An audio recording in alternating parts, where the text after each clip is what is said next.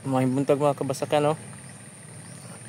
So mani karon ang final leveling para lagi para sa direct seeding. So kamao na ni siya.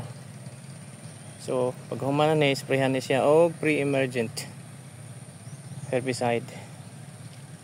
Yan, kanang nakita ninyong uban dihang water lily at tong mga niaging semana ni bahaman manang nisulod ng water lily. So isprayhan na lang po na siya kana ya isprayhan diha isprayhan kani po dire isprayhan. So mapansin niyo na pa yung mga tubig-tubig dito, mahubas ra na siya. So mani ang day 1 sa atong direct seeding in terms of land cultivation naman tayo, preparation mao naman yung last. So land cultivation na ta. So isprayhan og pre-emergent herbicide, then after 15 days maglabog na pud ta og organic nga iti sa manok, organic na siya kanang na process na yan.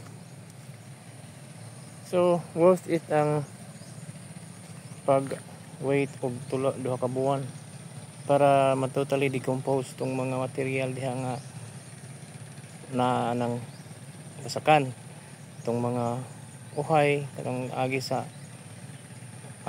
harvester adto. So mao toy gi-sprayhan ako para ma-decompose.